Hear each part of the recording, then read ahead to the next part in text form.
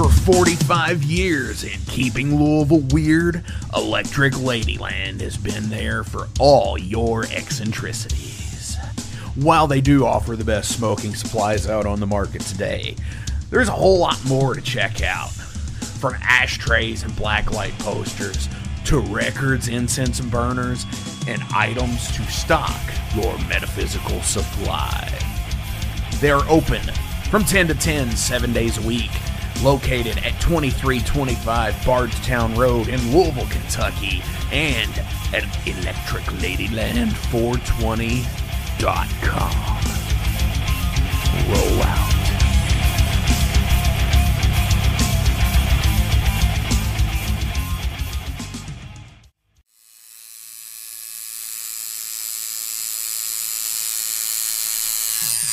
Hey metalheads, you like tattoos? Of course you do. If you're in the Louisville, Kentucky area, come on over the bridge to Clarksville, Indiana, and get you some ink done at Ageless Art. If ink isn't your thing, they have a piercing studio as well. Visit agelessartclarksville.com to see some frequently asked questions, meet the staff. The shop is open Monday through Thursday, 12 to 8 p.m., Saturdays, 12 to 10 p.m., and Sundays, 12 to 6 p.m., all appointment-only spots. You can set up your appointments by phone at 812-283-1793 or email agelessarttattooandpiercing@gmail.com and someone will get you set up for your first or your next tattoo or piercing.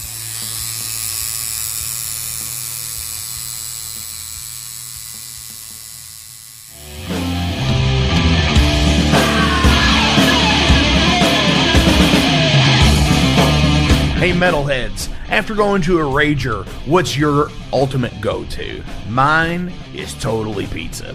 So when Overload is playing, or I'm promoting the Metal Forge live showcases, or the big goddamn metal show, I go to Pizza DoNisi. Pizza DoNisi is gourmet artisan pizza from right here in Louisville, Kentucky. It features things like the pizza of the month, to sandwiches, and also vegetarian and vegan options, which is so totally fucking cool for all of it's awesome pizza. You definitely want to go. Hey, and also from time to time they do cannolis. Oh, so fucking good. You know what they said, man? Leave the gun, take the cannoli. Yeah, just like that in Godfather. They're located right next to the Mag Bar at 1396 South 2nd Street. So either stop in or call in at 502-213-0488. They're open till midnight. The witching hour. Heineken? Fuck that shit! Pabst Blue Ribbon!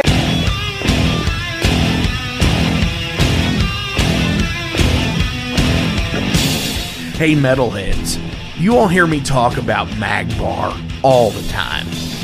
It is the home to the Metal Forge live showcases and is an integral stop in the Ultimate Underground Metal Tour schedule. They obviously feature live music, but the Mag Bar also has daily specials like Pint and Slice Night on Tuesdays with Pizza DoNisi. But they also do Bring Your Own Vinyl on Thursdays with DJ Kent Jackson, and Finer Things Sundays.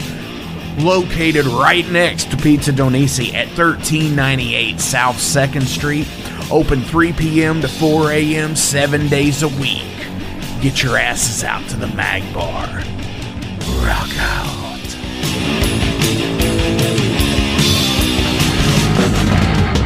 In a broken wasteland, I come to my fire and place your blood and steel upon my pyre. Oh, that is the metal forge. This is the metal forge. This is the metal forge. This is the metal forge. Metal forge.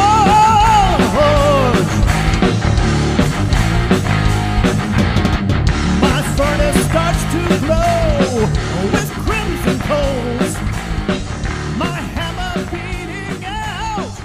going on, Metalheads? Thank you all for tuning into this week's episode of the Metal Forge. My name is Mark Jackson, and I am your host. This week, we have Lilia and Bruno from Karkaza here in the Metal Forge. And by way of Portugal, let's see, California and now Alabama is where they're at. So we talk about that and their awesome, unique brand of thrash and heaviness. No Jason this week. He is out on special assignment with the Ale Horn. And if you did get to see that earlier in the week, you will see what special assignment he is on. So please check out that video as well. So holy shit, yeah, a couple weeks have went by. Got a couple of Icehouse shows under the belt.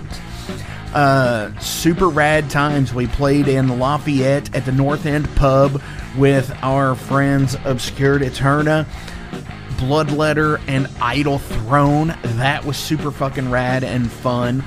Loved the drive up there. It was super chill and relaxed. It was really cool because it was hot down in southern Indiana, but getting up into northern Indiana for that show was super fucking fun. You know, it was really cool out.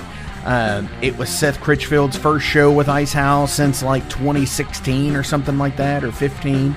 So he got welcomed back into the fold. We got some awesome audio captured from it. That was fun.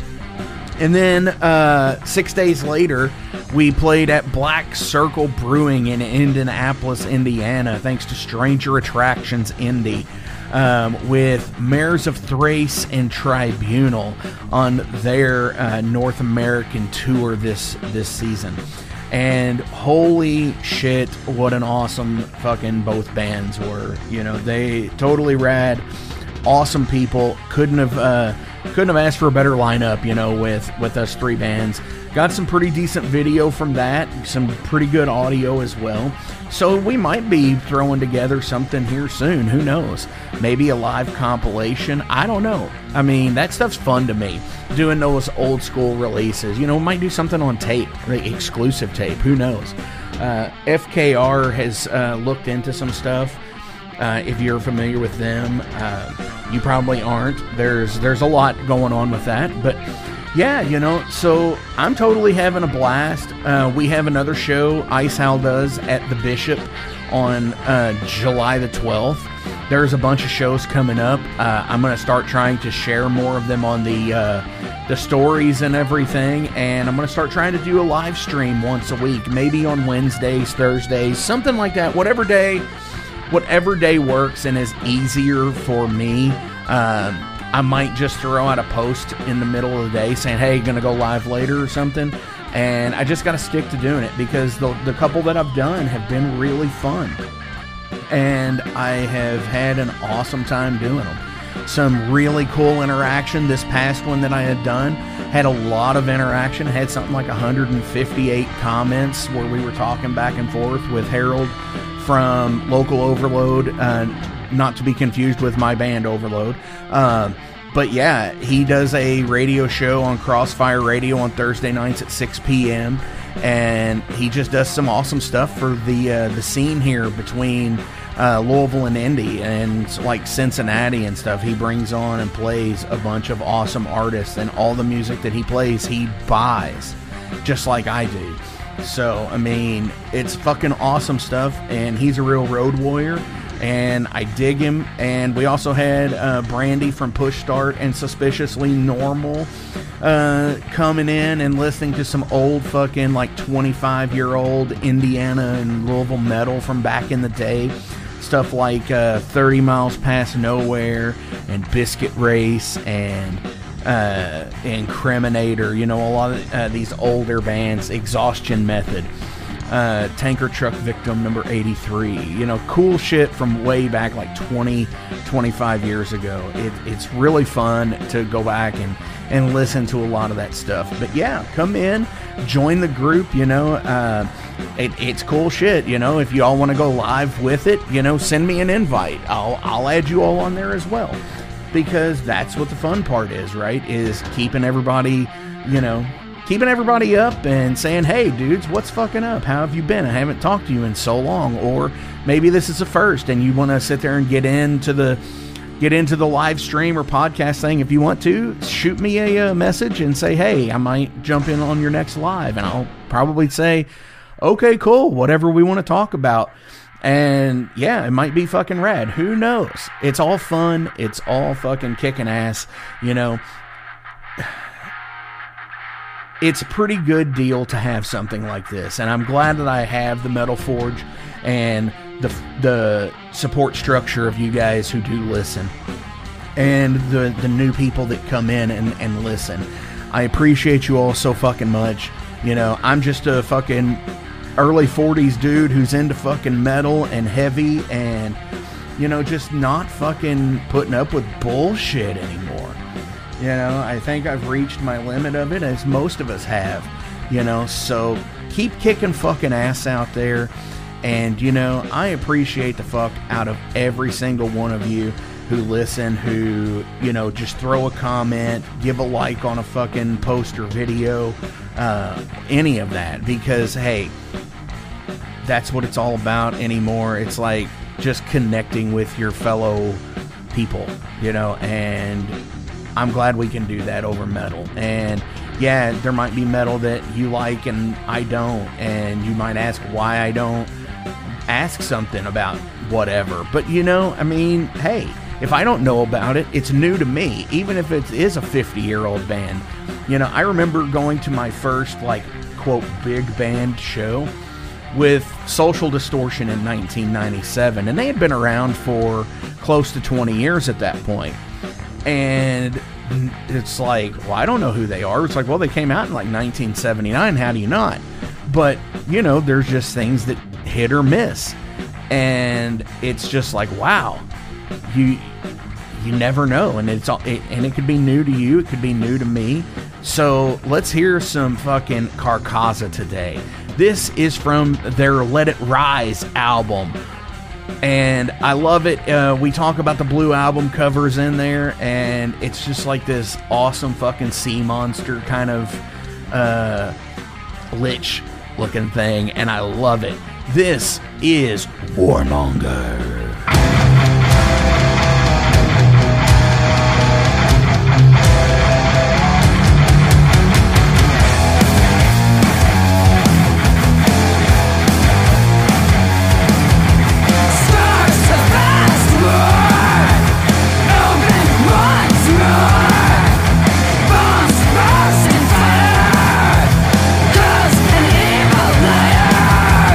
Game to drink.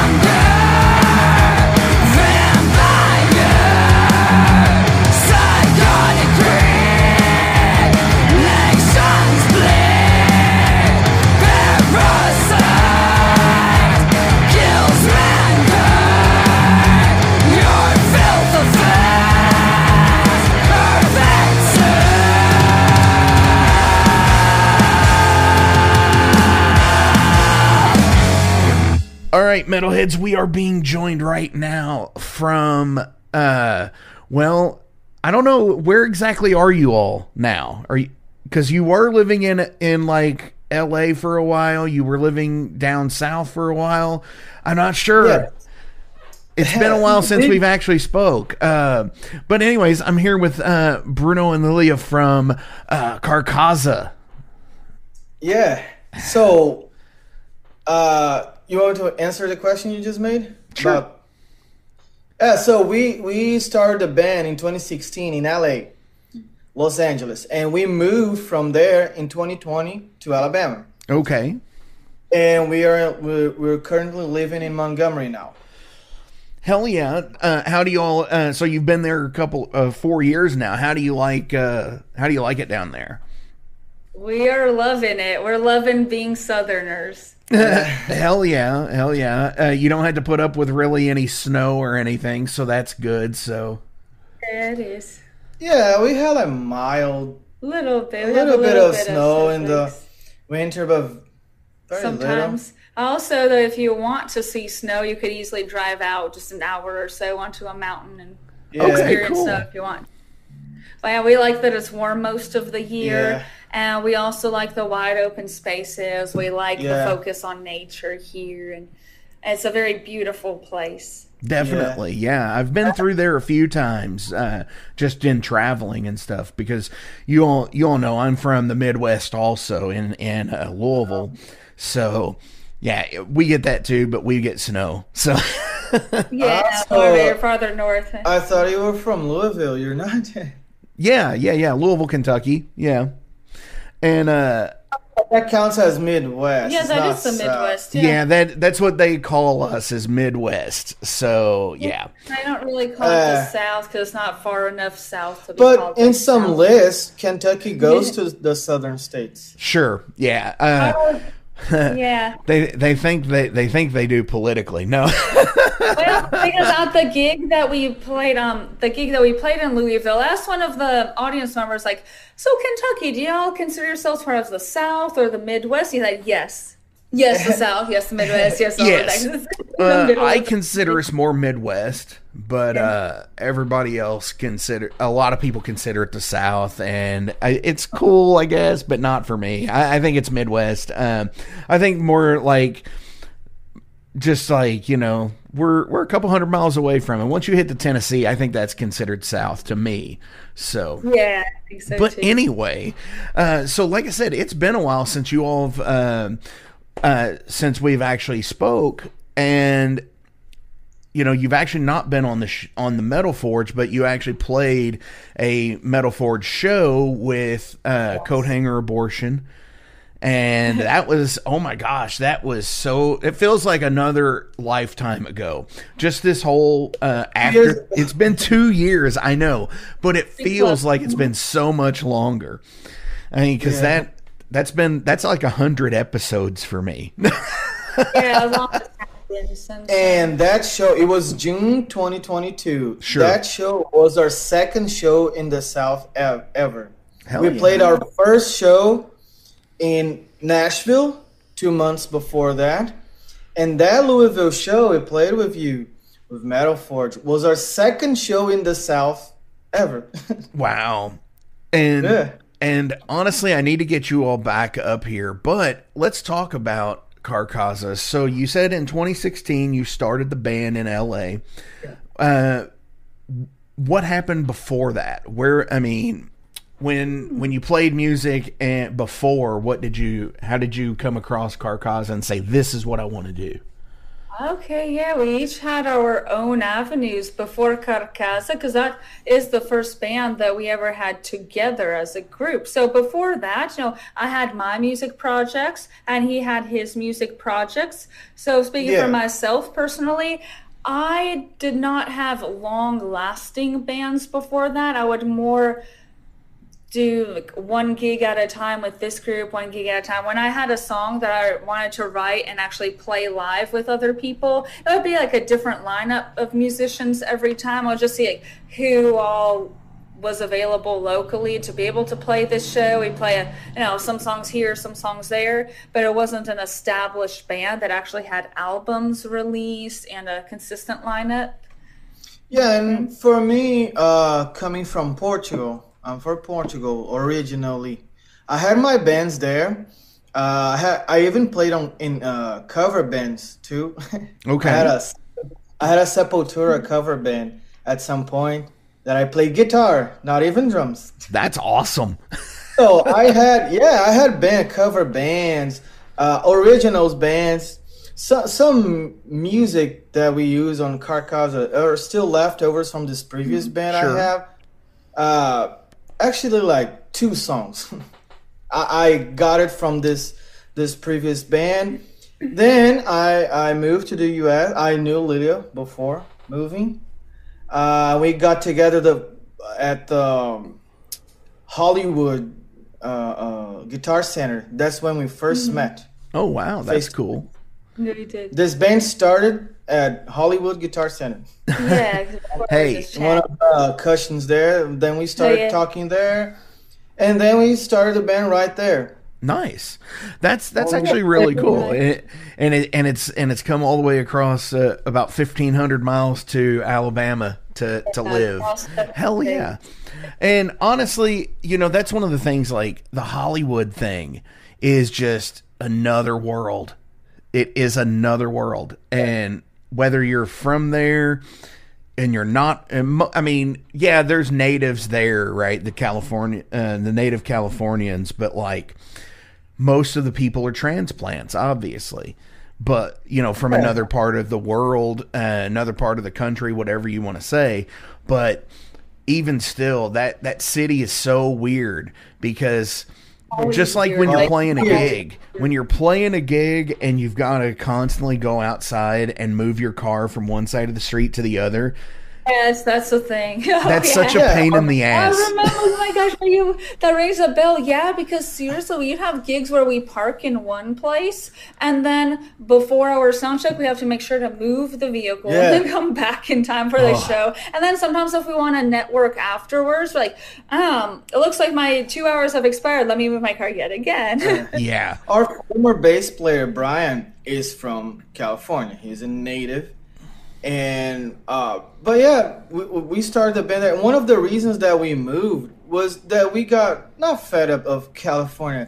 It's just that we did everything that we could have done in that state. We played the major venues on that state: House of Blues, Whiskey A Go Go, Roxy, all the even the Rainbow Bar. The famous lane. Yeah. We played that gig. So after a while, it starts to get old, Yeah, when you're playing the same places. Explore another area of the country. That's why we moved. Hell yeah, and that's actually a really cool way to do it. If you feel like you've expanded to that point, I mean, and being in a place like that, and how you said earlier how you had played the Nashville show and then you'd played Louisville, and it was your first 2 shows in the Midwest/South. But yeah, you get that, and it's just you get within however many 4, 6 hour, 8 hour driving distance. And yeah, if you hit everywhere that you feel is like that thing, now it's time to go tour and go back and we flew back there in 2022. That same year that we played Louisville, we had a show in California 2 years after at the Lammy's bar, the Rainbow Bar and Grill. We played that gig in 2022 September, and everything was just like how we left. Oh yeah, absolutely. You look around and everything is the same. You talk to the same people. Here we are. The show was great. It was a sold out show. It was really cool, packed. But you look around and say, dude, this is just like how right. Now, see, for me, it was about 10 years between going back. So things had changed a bit. So it's like, oh shit, that place isn't there anymore. They had really awesome pizza. For us, it was 2 years. Yeah, we left in 2020, and then we went back there 2022. And in 2020, between that time period, I mean, I can imagine there wasn't a lot of crazy stuff going on other than like COVID then. So because I'd say the only difference was that in 2022 there was still a little bit of the mask mandates. Sure, here also, I noticed there were a bit of businesses closed, like because they were looking at the familiar places that we went to. There were some places that had closed from that pandemic era, so there was a little bit of a change there. It was pretty fun to play again with Brian, our former bass player. He's still listed on our website as session player, and he'll be there forever. Well, for There's sure. one of a picture of him, a group picture with Brian that we want to keep there. His bio, his personal bio is still there because he was really part of this band, and he's our friend to this day. We talk to him. We don't want to get him out of the website, and he's there listed as absolutely, session because player. I've always felt as a musician myself that even if somebody was in a band with me and we don't get along today, they still have a part in that story. And I think that is amazing that, you find out that there are people that completely just fucking suck as people. And but they may have made some bit of music with you that is great, but, and then the ones that just say, hey, I'm not about touring. I can't do that in my life. I'll gladly play locally and on albums, but you need to find a fill-in player for live. I get that. I'm not that guy yet, but I almost feel like I should be. Oh, really? But no, I definitely want to go out and tour more. As I love just traveling. So, but totally get that. So the last album, Let It Rise, was out in 22. What do you all have coming up next? So we are thinking of going back to the studio to record the fourth album, the new album in 26. Okay, cool. 26, we're gonna record a new album.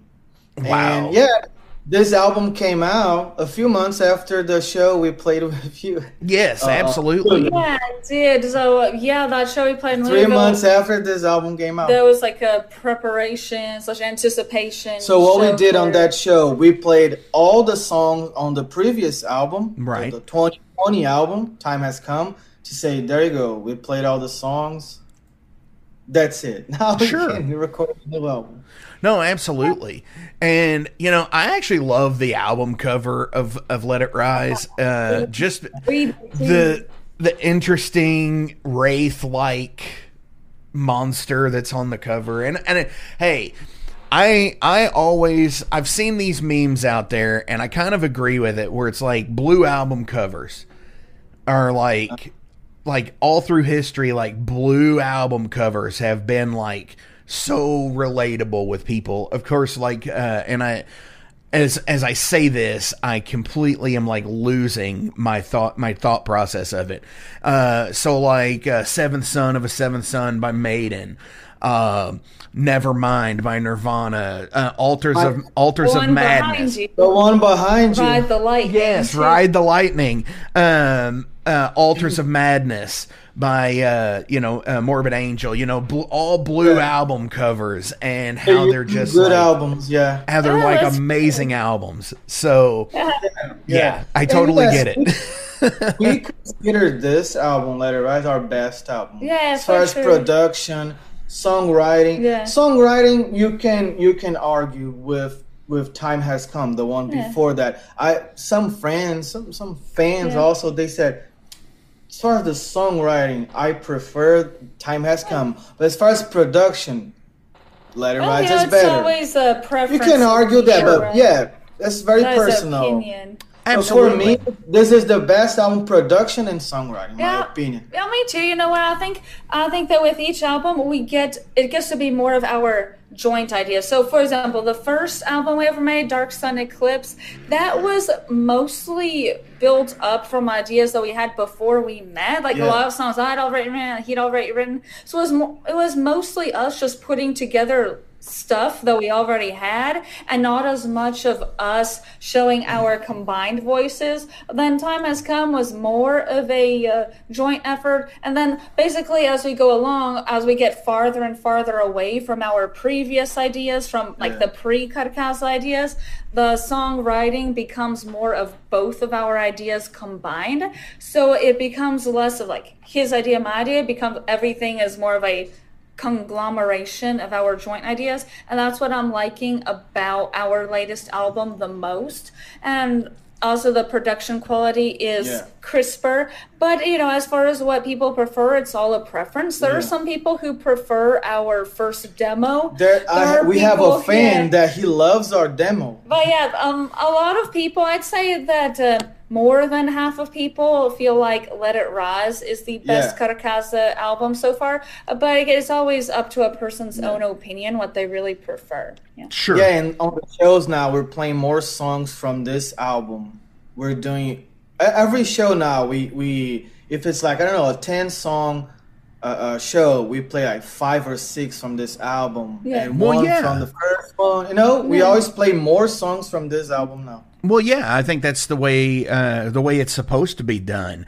The reason why is because then if you, I don't like to sit there and I don't want to throw shade, but like these legacy bands that only play from those like 5 or 6 albums from the 80s that made them skyrocket, and then they disregard the rest of their career.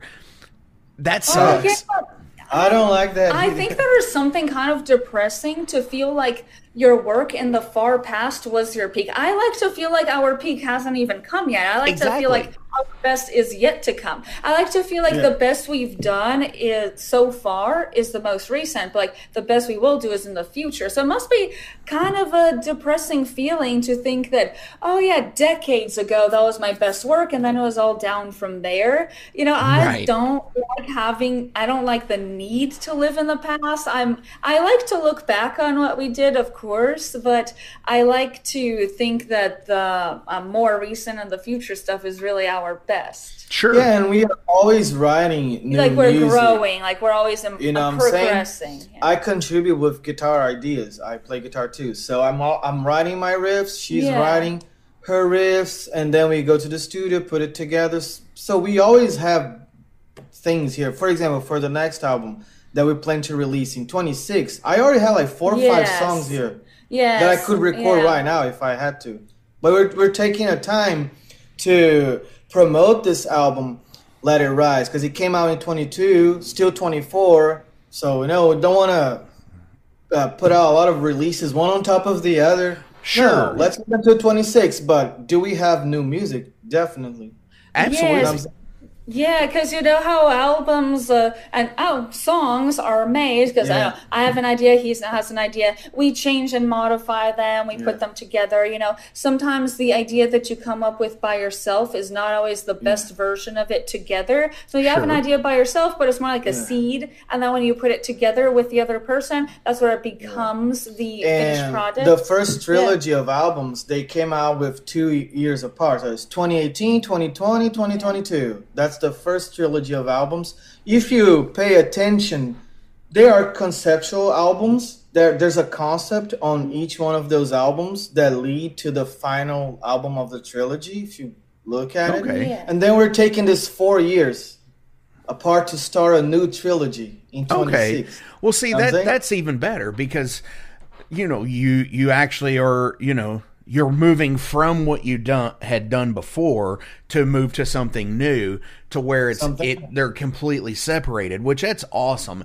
And I'm always a progressionist when it comes to albums.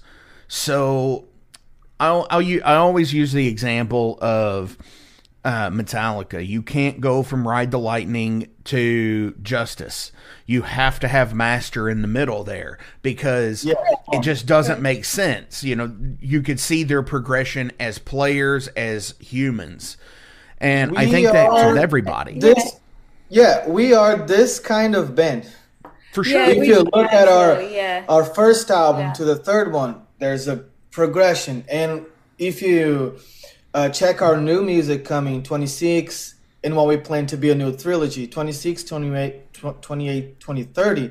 You're going to see a whole new trilogy. And as far as production, songwriting, it's something new, but not new. Like the band will become something else. It's just better. Sure. We are this kind of band that you can see the evolution, the progression going to somewhere. We don't like to get stuck on a formula or something like that. Yeah, I think it's also about adapting to the changing times and your own changing perceptions as a person as well. I think the biggest progression that we have is going from being more our individual ideas to more joint. I think that on the first album, you see a lot of cool riffs here and there, but I think that the latest album has a lot better with the transitions and the connectivity between parts of a song, and I do feel like the songs play on each other more. So I feel like our growth has a lot to do with increased cohesion over time. The first one, you have longer songs, so you can see that we were experimenting more, way more. This one, the last one, Let It Ride, is more straight to the point. The songs are shorter.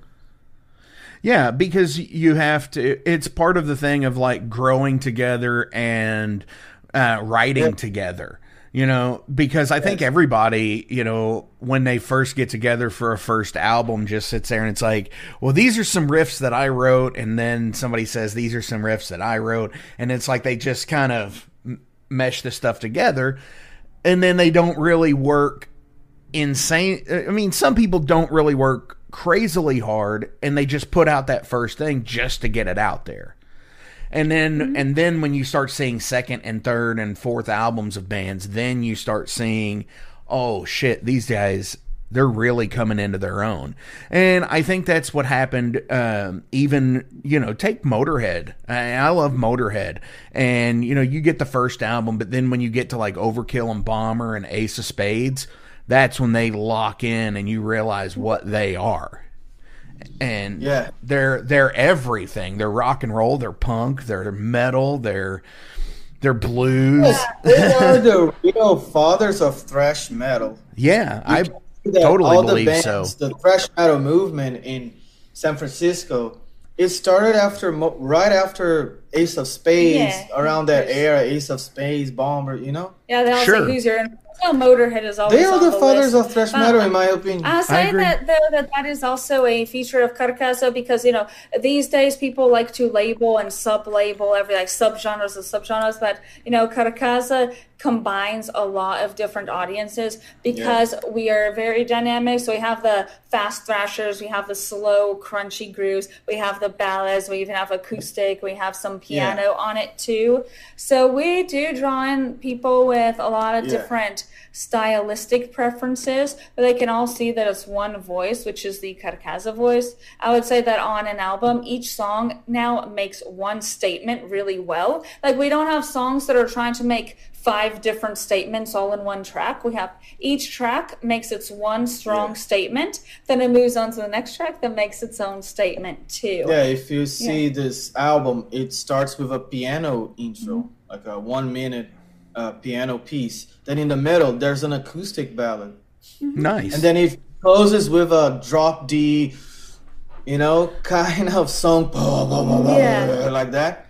And you have thrash in the middle too. So we try to put on our music everything that we like listening to. Sure. And all of influences. We don't. And I think that's with everybody. I think everybody does that. I know my band does, and I mean, and I think bands, I mean, we all have our quote rooted thing that we do, like thrash metal for you all, thrash metal for us, you know. But then you get other bands out there that are rooted in, like, say, traditional heavy metal because they sound like early Judas Priest, and they do it their way, so they add their spin to it, and that's the beautiful thing to me about being a musician and a writer is being able to give those messages in per song, like you were talking about, Lilia, and just being able to come up with something equally as heavy musically as I come up with lyrically,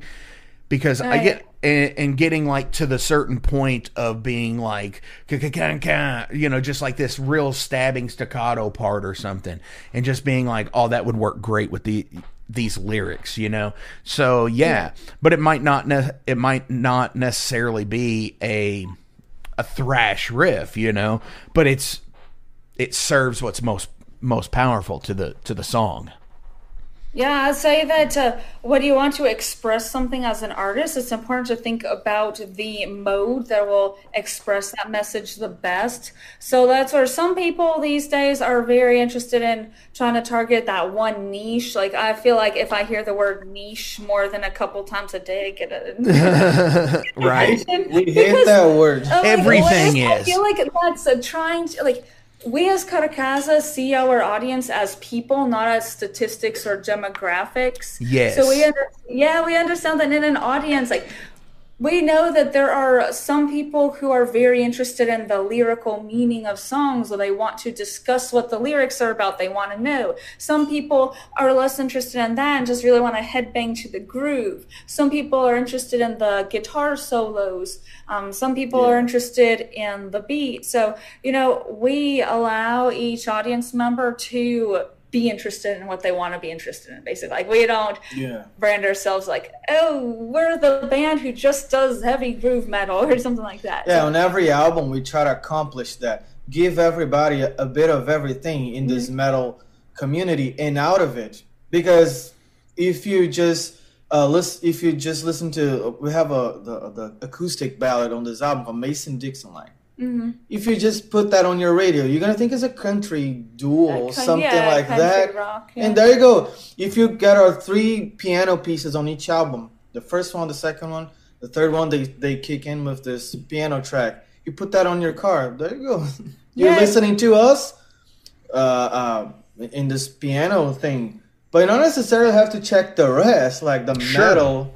I have a friend. He loves our piano pieces. And that's all he listens from us. Some.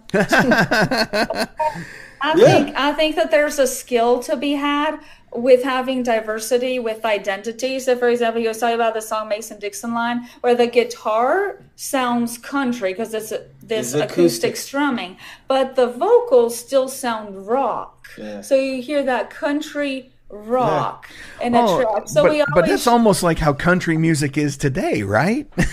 Country music today is a lot of hip hop. I know it's a lot of hip hop. Like the modern country that I'm hearing, like the really, really modern, like 2020s, it's like hip hop. Like, I'm thinking of that song, I think it was Walker Hayes wrote it, the one like fancy like Applebee's, the one that was for Applebee's. It doesn't sound country to me. It sounds like hip hop with a little bit of a twang. But my mom, for example, she checked the album and said, that track 5, the acoustic. Can you guys just do that? Oh, yeah. Oh, man. And I have a friend that, like I said, he expects our album to come out to go for the piano intro, and that's it. I mean, he's like cool, a classy guy, you know. He likes classical music. That's all he likes from us, the piano tracks. And, you know, like with each new album that comes out, we will add to that, you know, over time. So, for example, on our 4th album, that's projected for planned for 2026. Of course, we'll have another piano intro, another band ballad that goes from clean to distortion. We're planning on doing acoustic again on this album. So one track. Yeah, basically, you know, whatever you like from Karkaza, you will get more of that with each album. So it's not like we're going to abandon other things and just do one direction. Sure. And why would anybody do that? They do that these days. Some people think it's really good to have like one niche where every song where like you really cater to one kind of customer and every song sounds the same. Like, I'll tell you, we are not a niche band. We have been independent musical entrepreneurs for almost 10 years now, and we've never needed to niche down to a specific target customer. The reason we've been successful and the reason we could have our property with our own music studio in there is because we have a way of appealing to a broad scope of people, but yet at the same time making each person feel like they're very satisfied, like they're really getting what they want. And that's what it's about, really. Yeah, like when we talk to our audience, we make them feel special. Like we give them our attention, but then we also give a lot of people attention in a show. Yeah. Definitely. So I'm going to switch over to Derailed here. Derailed, there's 5 random questions about you all as people. Ooh. So sounds fun. What in life do you feel the most grateful for?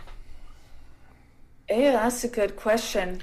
For me, life itself. Yes. Hell yeah, Life that's a great one. You are alive. You could have been dead or never been born. But no, you're alive.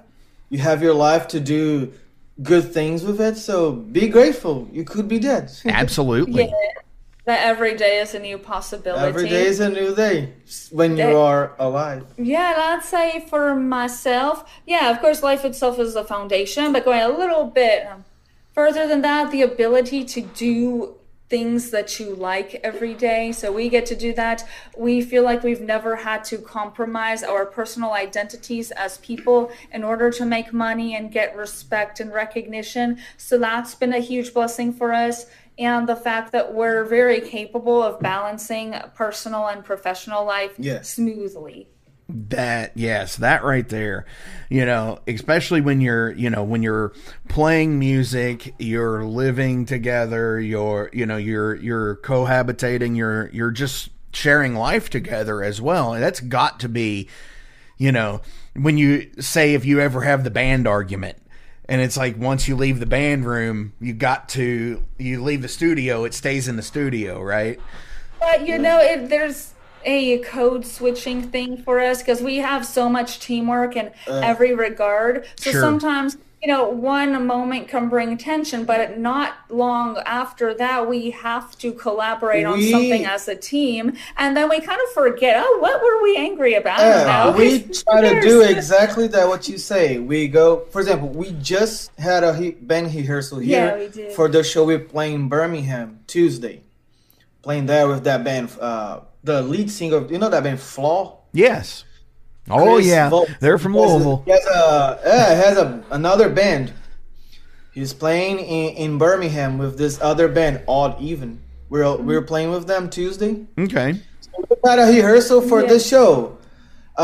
We try to do what you just said. We leave all the arguments and things or discussions, right, or things that we have to decide in the studio. Once we go upstairs from the basement here, it's over. Yeah, it's we don't talk about it anymore. It's like this. We have our rehearsal for our important metal show. Then we go feed our fur babies. Like, kitty. We go and boop their noses and all that. Sure. Yeah, we want to leave everything in the studio. Has musicians, has musicians, and has the managers, because we manage the band. We don't have managers. Right there on the studio. When we go upstairs, it's over. We don't talk about it anymore. What is priceless to you? What is priceless? My music. Yes.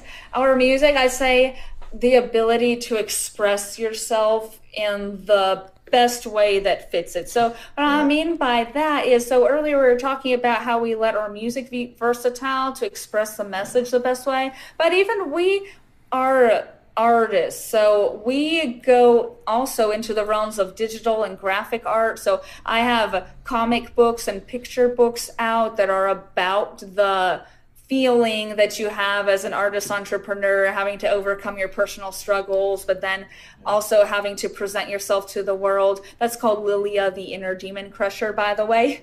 But the ability to express yourself through these different mediums, I think that that's really important, because not everything that I want to share is best done with a metal riff in the background. Sometimes we need to express it with acoustic guitar or piano, or sometimes we need to express it visually with pictures.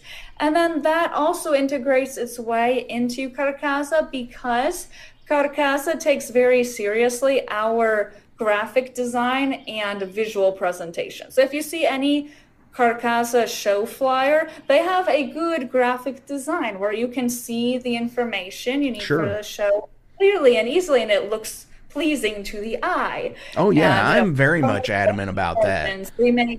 Our stage presence, we make that very pleasing to the eye, but also easily digestible. So what that is all about is the priceless way of expressing and communicating everything that we really want to in the best possible way. And I think that not a lot of people have that. For me, one detail that is priceless is when you're playing your show and you can see that kid, 18, 19 at most, on the front row, head banging, and looking at you like this, like, I want to be that one day. That is priceless. Sure. Yeah, you know what else is kind of priceless on the similar note? Yeah, the young and also the old. I mean, we have recruited a lot of old country folk as being metalheads. Seriously, like a lot of people have never heard of distortion riff or a power chord in their lives. Like, oh, that's pretty cool. Yeah, it's priceless to see, especially when you the comments on we get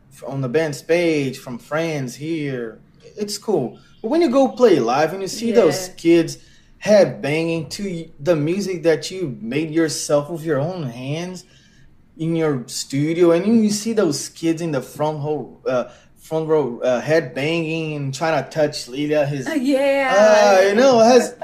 is priceless. You know, that's something that on the pandemic, COVID years, you miss as a musician. You miss that applause after the songs. You miss that kid staring at you like this, you know? That's why I don't think live streaming really did that well for anybody. It's a decent backup, right? Like, I understand if you can't play shows, there's a big pandemic going on, fine, do what you can. But yeah, I mean, I say Karkaza is old school and new school at the same time. Yeah, we embrace the technology. We are digital on social media, but we know that touring and selling merch is always king as far as promoting your brand and as far as communicating.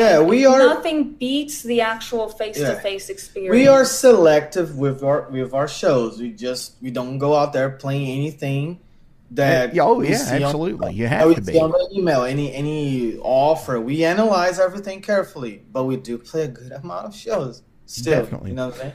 If you could wipe one thing off of the planet, what would it be?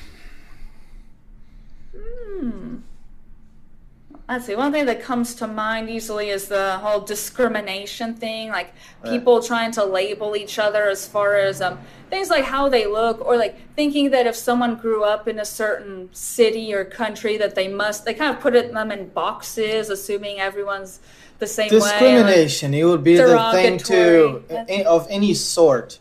Prejudice, discrimination, like, I don't like you because of this, before even talking to you. Sure. Because you were born. Other things like, because you were born in California, you must be this liberal, uptight prick or something like. Sure. Or like even the opposite. Sometimes people like overly elevate someone else, like, oh, you were.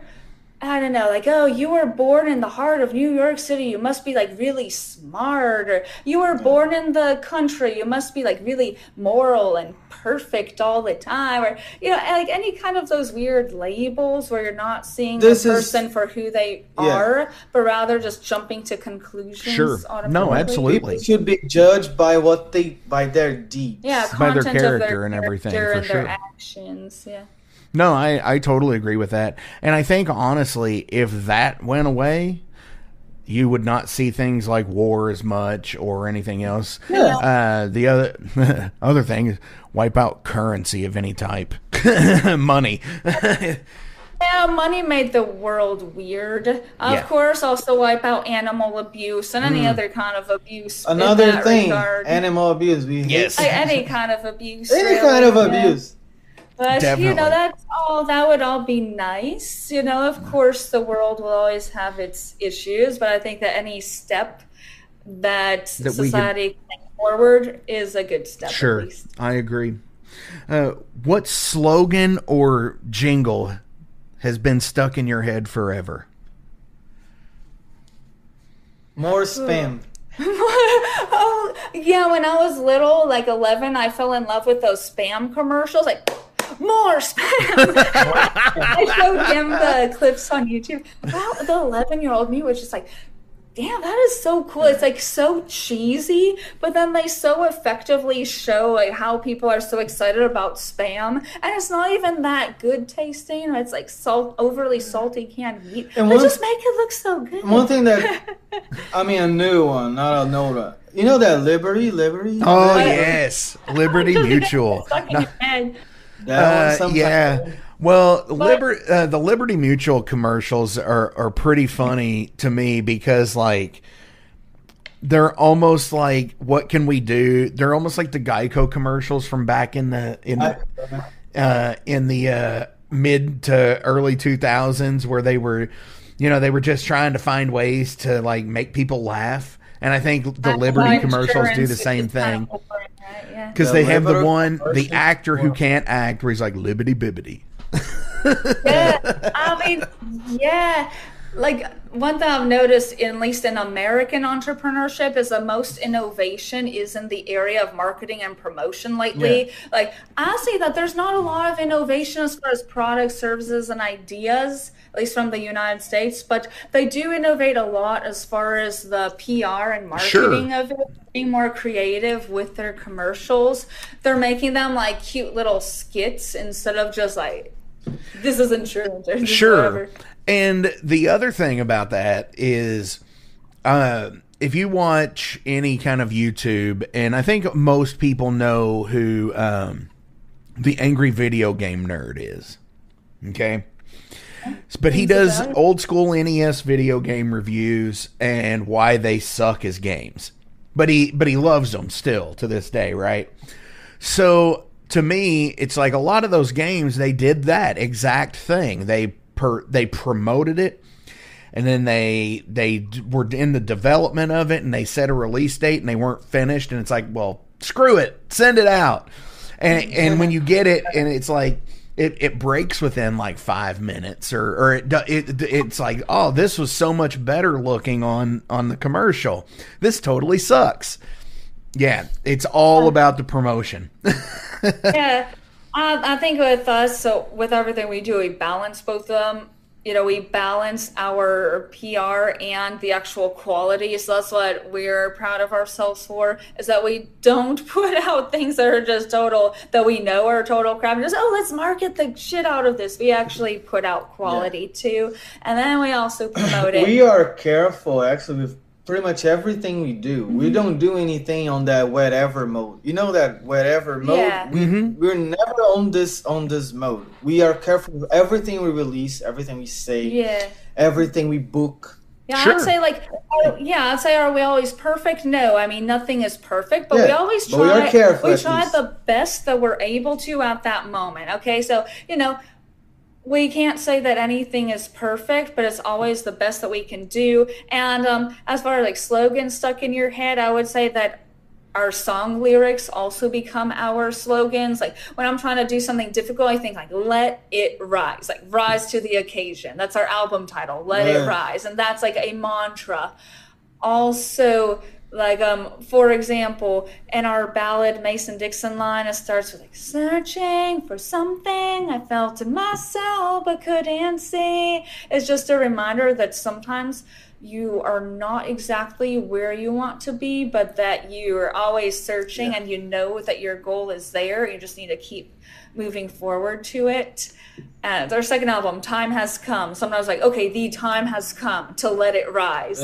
You know, I'd say that what we put in our music becomes our own slogans and mantras. I mean, like, and one of our songs goes like, no price on my life. That's on Liberty or Death. It reminds you that your life is priceless, or reset, like reset life and resist fear. Liberty or Death is my favorite song on this new album. It's a really groovy punch. That is really cool. It's my favorite song. A lot of cool. We are opening the show now with this song. Yeah. Hell yeah. Also, That's a lot exciting. of groove and a lot of one-liners. It's my favorite song. So I have one more question, but before we get to it, as always, links are listed below, so please give a like, a share, and a follow. Go find the go to the homepage, buy merch, go see them live if they are near you, because they do put on a fucking amazing show, because I've booked them before and I plan to book them again. So that's going to be coming up soon. Do you have anything else you would like to promote or give shout outs today? So next week, sure. Next week we'll be playing at the Nick, Birmingham, with the Odd Even band. It's a side project, or I don't know, second band from Chris Voltz from the band Flaw, with another guy called Bo Lee. To be Karkaza, Bo Lee, and the Odd Even. Tuesday, the Nick, Birmingham, and Saturday of this same week we're playing Mississippi, Hattiesburg. Yeah. Right on. Hattiesburg. Yeah. And I'm getting close to confirm also for May, Hot Springs, Arkansas. We're going to Arkansas, Hot Springs. It's like a theater there. It's going to be a big event. And another thing I have confirmed for August is 4 shows in Tampa. Nice. Hell yeah. That's cool. One of them is going to be on that legendary brass mug. Nice. The venue there, Def grew a lot. Def, all the Florida death metal. All those bands. Possessed is a very legendary venue in Tampa. We have this show there in August, the last weekend of August. But we have 3 others in Tampa, Florida in August. And in November, we're going to Brazil, South America. Yeah. Wow. We have 3 shows there. Hell yeah, that's rad. We'll probably even add a bit to it. That's what I have confirmed, because you know how shows are. You open the band's email, something's there. Yeah, so sometimes it works and sometimes it doesn't. Tampa, August, 4 shows, and 3 in Brazil, November. Hell yeah, exciting stuff.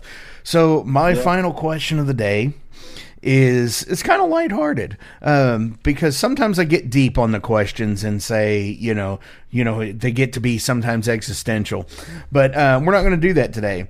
What is a combination of food that you eat that somebody would feel was weird? I mean, I've always loved sushi since I was 4 years old. The first time I ever tasted sushi, it was my favorite food right away. I know a lot of people think that's weird because a lot of people don't like sushi. I feel like it's one of those people either love it or hate it. So a lot of people are like, ew, raw. I mean, something that is weird. Sometimes we go to these buffets. We make sushi with like meats and like pizza. Sometimes they have it. Those buffets, they have everything. When we go to these buffets, we got sushi and the other things, like everything else. So if you see a picture of our plates, it's sushi and beef. We try everything. Nice. We try everything. And I mean, so it's weird. I do have a signature dish that he calls Lilia's Mix. Lilia's Mix. And it's just that I have this tendency to come up with... It's not even a specific meal. It's like I have a tendency to just look at what's left in our fridge at the end of the week and come up with good ways to combine it that are kind of unexpected. I just improvise these recipes with it. We mix everything before grocery shopping. Make some sort of like a casserole type thing or like a combination of like rice, egg, meat, and vegetables. It's You're officially Southerners now. That really works. You realize that. That's the thing of me. And I also got the habit of putting ketchup on everything. Wow. See, you're officially Southerners. You make a casserole out of whatever you have. We do that. No, my grandpa, when I say like weird combination of food, oh my gosh, when he would go fishing, he would make himself sandwiches, but it would be peanut butter, bologna, and mayonnaise. And and sometimes he would have horseradish on there. And it's like, that's interesting. That is a weird one. And but I'm a big fan of the Elvis combo, the bananas with peanut butter, especially on a waffle. Like I'd say if you have a waffle with bananas and peanut butter, that's real good. Yeah, talking about him, Since you mentioned Elvis Presley, I'm a big fan of him, Elvis. Yes. And on this way to Hot Springs, Arkansas, we're planning on stopping in Memphis to go to Graceland. Oh, yeah. that's awesome. Yeah, That'll it's be kind of on the way. So, hey, why not? yeah. I mean, I've never been there, but I need to go eventually, so I will. Sure.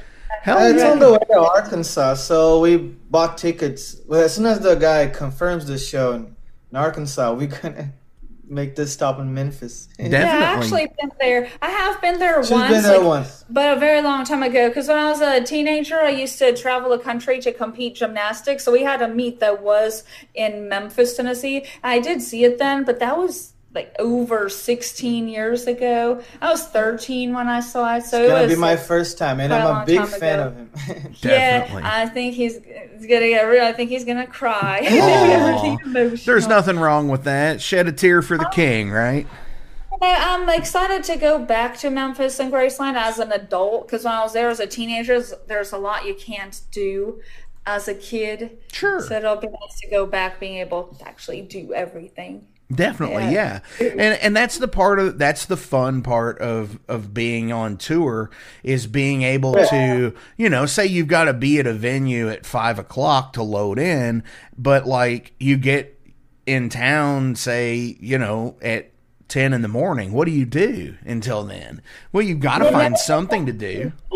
Yeah, we do. We like to drag things out a bit because, we're not in a rush to, for example, drive, 8 hours one day. So we're barely getting to the venue I load in. Actually, usually when we have a gig that is technically 8 hours driving, well, we don't do it all in one shot. We spend like 4 hours to get to one city. Either we play a show there or see something or do something really cool, depending. And then we get to the venue and have time to do something else there before the show. Yeah. So, we take the time, since we're going to a place, not just to make it about the show and come back. We're okay with investing the extra into a hotel so that we can do some other stuff there. Yeah, And, we don't travel with a trailer or a tour bus that you can sleep in. Yeah, we have our trailer. Yeah, we for have a mini equipment, trailer for but our equipment. We do hotels. Sure. Yeah, because we Sleep on hotels on the way. to me, it's like, what's the point of touring to play shows if all you're going to do is a show and not see anything there? And then go back to your tour bus or trailer and sleep. That's why, we take some extra time. Our other work besides the band is that we teach music. Yeah, so, we have a school of music. Yeah, so that is fairly flexible for us too. And in fact, our students don't have a problem with rescheduling their lessons because their teachers are rock stars going on tours. Like, cool, I want to see a video of it. Hell yeah. All of our students became fans of the band, and they promote us out there. Yeah. Definitely. Also, one good thing about this is that you get the in-person feedback from people that you see every week. So when your album comes out or a new video comes out, your students, in our case, we have a school of music, they let you know. Yeah. Hey, I like that, I didn't like that. Sometimes it's in-person feedback, but yeah. not from your mom that's gonna like everything. Right, exactly. It's from people that you teach music to them, and they end up getting to know the band better, and so they give you this real feedback of things. Yeah, and That's really sometimes nice. a song will be a good fit for the student to learn at the level that they are at. Sometimes when I'm writing a riff here, I show to my students, say, hey, what you think about this? Right on. Yeah. Nice. That's cool. Say, okay. Then I store that here Yeah. to use later. Feedback when in the middle of your songwriting. Yeah, it could be helpful. Yeah. And we're very blessed to be able to have music and arts as a big part of our lives, and we make it work really well. And we feel like we're in a multiverse, but at the same time, it's actually a universe because it fits together. I'd say it's more like worlds in a universe. Sure. Yeah, because it's the delicate balance of everything. Yeah, totally, and of course we try a lot of good food along the way too. We try some sort of signature dish or something of a place. We try either like a famous restaurant or signature dish or something like that. We try. See, that's why we don't mind traveling to a show, if it's far, we stop. We sleep on the hotel. I like checking. Then we try a buffet on the. I like checking into hotels. It's kind of fun for me. First getting the key, like, oh, it's like that box of chocolates. What are you gonna get? Going first sleep in the room. What is it? It's an adventure for us, and since we don't play that many shows, like one after the other, no, we don't pile shows. We are selective. It's always fun. Sure. Because one thing is playing a show this weekend, and I don't know, another show 2 weeks later, something like that. Another thing is playing 37 shows in a month. I think we have a pretty good gauge as to try not to do that. Yeah, like whether a show will be a good opportunity for us. We have a pretty good gauge to be able to tell right out the gate. Yeah. So that's why we don't have problems with shitty shows or shitty people working with, because we have a pretty good ability to tell just from seeing if this is going to be good for us. Yeah. Definitely. Thank you all so much. This has been awesome. I appreciate you both. Bruno, Lilia, thank you. On our way out today from Let It Rise, what do you all want to play? Play Liberty or Death. Yeah, let's do Liberty or Death. Ah, hell yeah. Liberty. Not Liberty Mutual, but Liberty or Death. Yeah.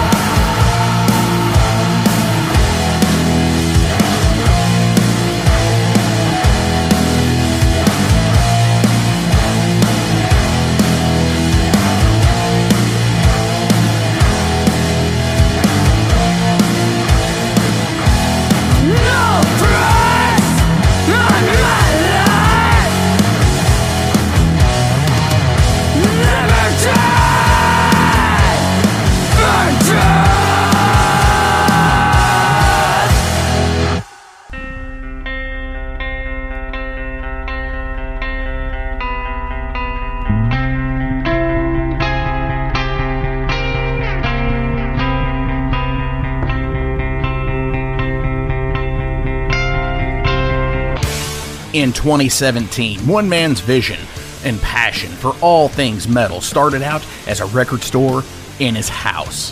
Years later, the fight against a mainstream empire continues as Shadebeast, an independent metal collective and online store based in Athens, Georgia, is the world's premier heavy metal brand for music heads that value authenticity over the mainstream acceptance. Featuring original t-shirts from some of the best underground artists, as well as stickers, posters from the Shadebeast Presents concert series. Unique, one-of-a-kind collectibles and small curated selection of vinyl and cassettes from the masters old and new.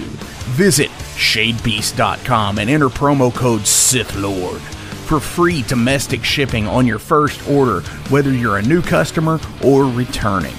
And be sure to join the Shadebeast social groups on Facebook and the interwebs to keep up with the new release announcements and talk all things metal and Star Wars. You'll never find a more wretched hive of scum and filth.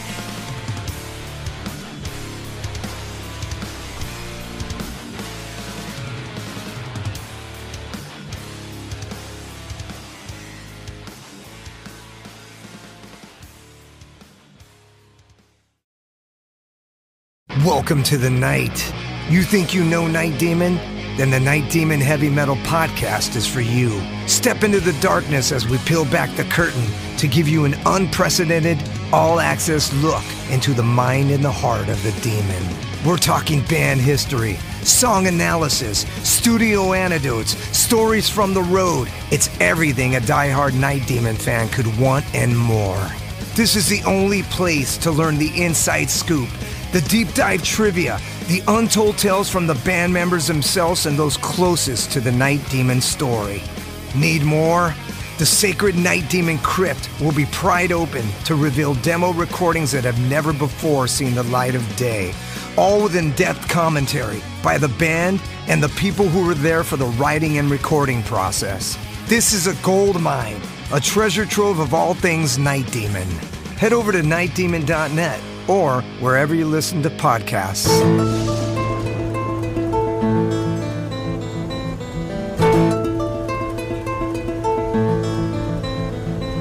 Since 2013, there has been a calling from the underground, from the graves of all those unholy, and they decided to make a zine to talk about all of this.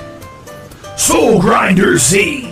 An independent metal zine to keep you informed on all things metal and horror from the underground. Available in both print and digital formats, they're bringing you the best interviews and reviews out there today. Not only do they do the zine, but they also do compilation CDs. Check them out at facebook.com/soulgrinder.zine and start your subscription now.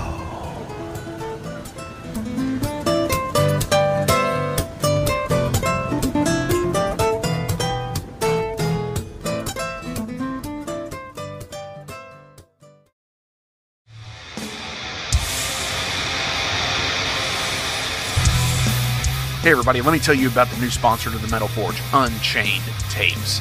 They're an independent Pennsylvania tape label. They focus on extreme metal and punk with a killer approach to the tape scene. Visit their web store at unchainedtapes.bigcartel.com now to get your fill of tapes. And for being a Metal Forge listener, enter the code METALFORGE10 at checkout to get a 10% discount on your total purchase. That's unchainedtapes.bigcartel.com.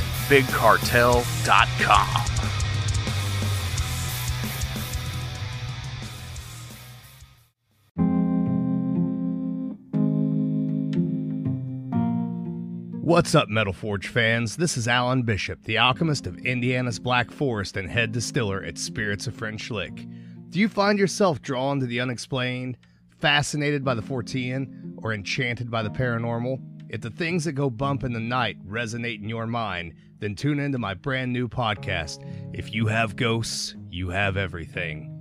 Featuring first-hand accounts, collected stories, interviews, history, and speculation related to all things not of this world.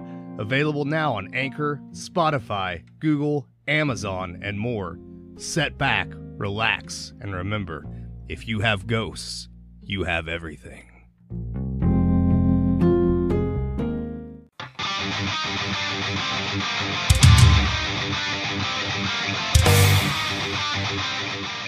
Hey, let me tell you guys about Mercenary Press. They're an independent London label and distributor of all things metal. Mercenary Press delivers the goods from their own independent zine. Trust me, you're going to want to get in on that. To distributing various bands from all over the world, including Cramp from Spain and Sadistic Force from Texas. Visit mercenarypress.bigcartel.com to find out what all they have in stock and what you can order. And for Metal Forge listeners, enter code METALFORGE10 to receive a discount on your total purchase at mercenarypress.bigcartel.com. Check it out now.